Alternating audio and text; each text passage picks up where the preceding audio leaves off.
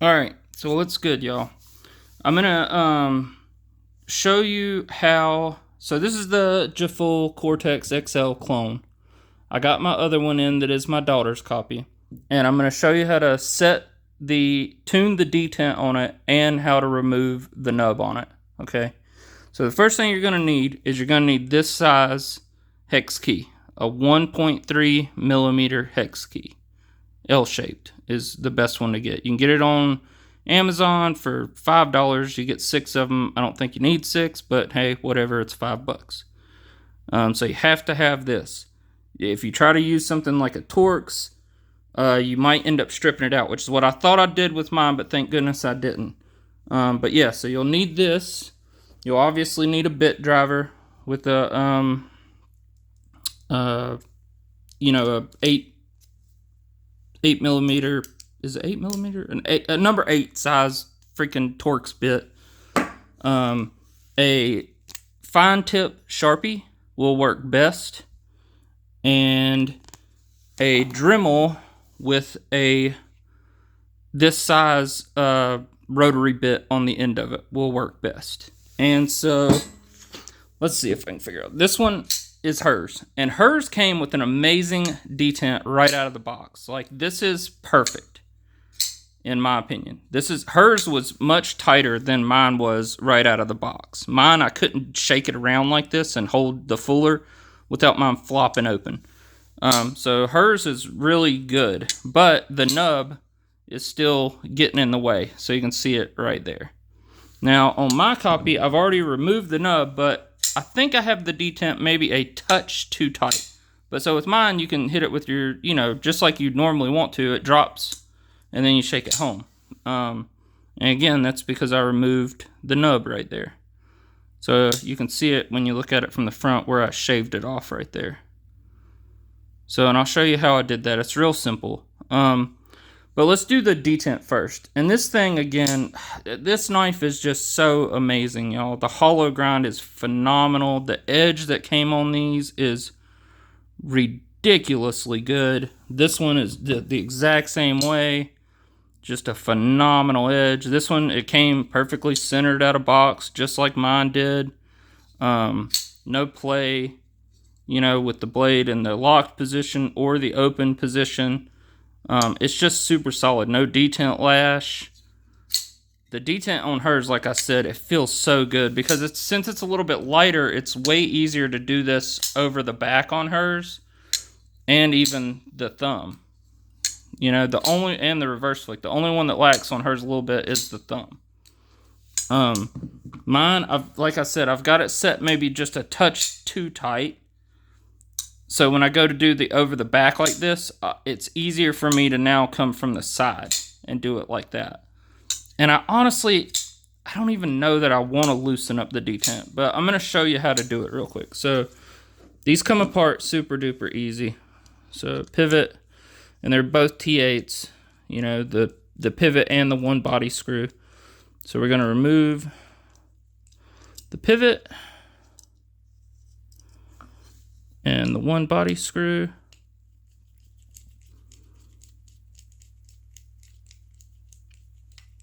And the easiest way is to set it clip side up and swing the blade out, move the scale over out of the way.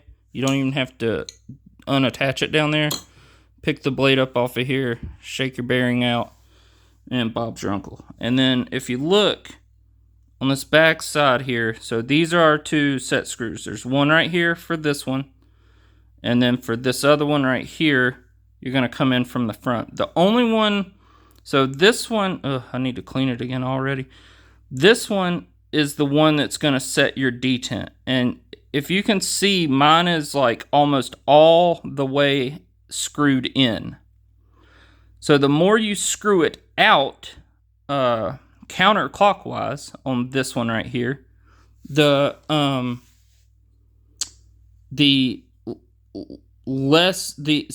have less detent strength if you go counterclockwise and back the screw out to where this little nub is showing more. And then you want to, make sure your Allen key is positioned inside that little, It's so hard to do behind the camera right here.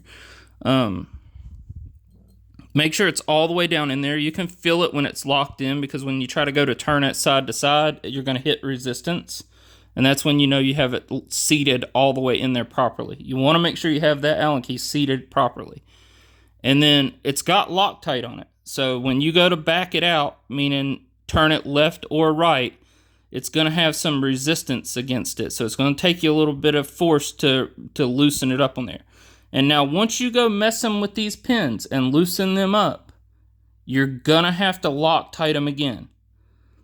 So if your detent is good out of the box, I do not recommend messing with these if you can avoid it. But if you do mess with these, know that you're doing this at your own risk, and that you potentially could fudge your knife up, and not be able to get it back where you want it. So just keep that in mind, but inevitably if you mess with this one, which messes with the detent nub as far as it goes in and out of the hole, you inevitably have to mess with this one, which is the one for the lock engagement, the lock face. And so if you mess with this one, the detent one, and then you put the knife back together and you go to open it up and you shake it like this and you hear it go tink, that means your lock face is now off. And so you'll have to take your screw again, and you'll have to mess with this one, the lock face one. And you can see the closer you have this one to flush, the more likely it is to be fully engaged where you need it to be. And so this is going to be a song and dance where you barely turn this one just a little bit, and then you have to put the knife back together and see where you are. If you have blade play shaking it around like that, then now you have to play with this one. And so I had to take this thing apart and put it back together maybe 30 times to get it where I have it right now. So it is not an easy process, y'all. It's to mess with it is, but it's time consuming, and it's aggravating. It's if you don't have the patience for it, this is not for you. You know what I mean? But you can get this detent dialed in really nicely. Ugh, I need to clean those bearings. They look terrible. Damn, do I have? Let me pause it and grab something and go ahead and clean this up. Alright, I found part of a old beat up freaking paper towel here that'll work, because I don't feel like doing all this for serious again. Even though I have got it kind of gritty. You can tell I've just been carrying the shit out of this thing ever since I got it. That's how good it is. It hasn't really left my pocket, because it's just kind of amazing. And then, so like I said, doing that with these set screws is a song and dance. And you're just going to have to sit there and play around with it and figure it out. I could sit here and try to show you how to do it, but it's not going to really help you. You're just going to have to get in there, make sure this Allen key is seated properly, turn it, and do it. You know what I mean? And then, like I said, at the end of that, you're probably going to have to put Loctite back on it, or one of the screws is going to back out on you again, and you're going to end up having to go back in there and tighten it up all over again. So I'll show you, I'll take hers apart and show you on hers. Let's just go ahead and set mine back up. Well, here, I might as well just put it back together real quick. I made it this far. God, and thank God Mike helped me find a better driver than this one. These stubby ones work so good for when things are Loctited down or you need a stubby driver, But as far as getting screws out quick and putting them back in quick, the other ones with like the ball bearing systems in them and stuff are so much more convenient. And I need a good one of those. He helped me find a good one for a really good price. Once I get it and verify that it's really good, I'll probably make a review and show you, which I'm sure it is, because Mike wouldn't lead me astray. But so there's mine, here's hers. Let's go ahead and I'll show you. Oh wait, before we do that, so here's hers and here's the nub. Boom, bada bing, right there. That's what we don't want right there. So what you're gonna want to do is get your Sharpie, and you're gonna want to hang it out in the open position like this, as much of it as you can see. And then once you get it right there, you're going to mark it. I'm going to do it off the camera because it's just going to be hard for me to see it with the camera right there. And I just go ahead and color the whole damn thing where I want to remove it. Just like this. Okay? And so now all that's sticking out that's going to be in your way, you've got marked. So now when you take it apart,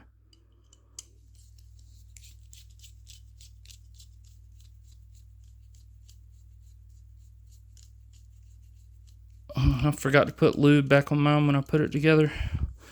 Oh well. Be alright. The bearings in them are actually good bearings. Okay, Wrongdoer, man, he made a video showing his drop shutting like a champ, but he must have his detent set pretty light, I would have to guess, to get that kind of action. Or he knows something I don't, you know. He made a video kind of explaining it all, but I'm too impatient to watch that fucking shit, just like most people are probably too impatient to deal with this damn thing. Where's it at? Is it on this side? There we go. You can see it. That's what you're going to want to remove, okay? And so when you go to remove it, you don't want to come in on the lock face side. So this would be your lock face side right here. You do not want to grind from that side. So what you're going to want to do is you're going to want to come from this side right here with your Dremel. And the easiest way to do it is to cut your Dremel on, hold it in between your legs, the Dremel, and then hold the blade. You know, you're going to hold it in between your legs like this, the Dremel, and then you're going to touch this right up against it and start grinding it off and removing that material. Once you get to the end of where you have it marked right there, and just like I said, make sure you're coming at it from this side. Don't come at it from this bottom part. You do not want to come from that bottom part and hit this lock face at all, because that'll mess up your lock face geometry. So you have to make sure you're coming in from the side right here. Start slow with your Dremel on a super slow speed. Not that fast. I started on a 2 on mine, so about like that. Okay? And you can remove it all going just that speed right there. If you get confident enough and want to go a little faster, go a little faster. But I would recommend just going about that speed right there. And you just start removing material on there. And it doesn't take long. I'm going to do it kind of behind the camera here, so I can kind of show you. You're going to come in from right here, this side, and you're just gonna let it grind it off. Just hold it up against it and let it grind it off. Don't be trying to move it around and do anything crazy. You're just gonna hold it there and let it grind it off. I'm gonna move this shit over so we're not getting metal shavings all over everything if possible.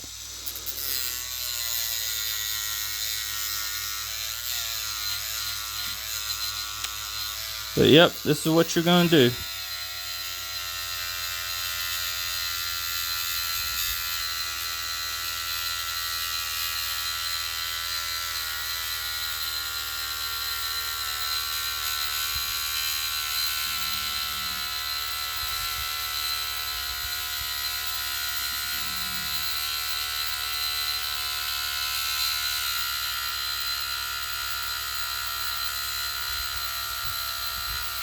It's going to take a little while, and if you feel the blade start getting too hot, you'll just want to stop.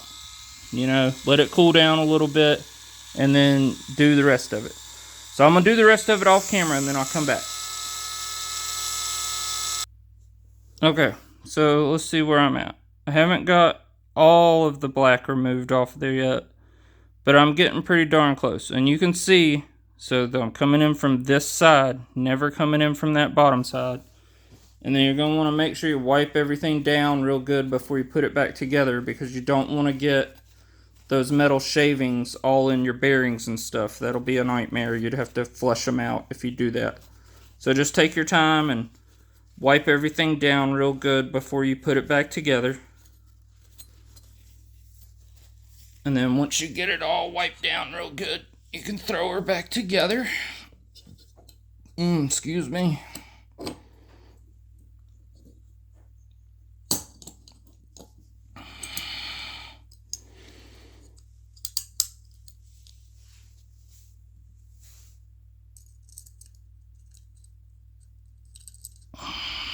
shoot. Guess y'all probably want to see what the fuck I'm doing here.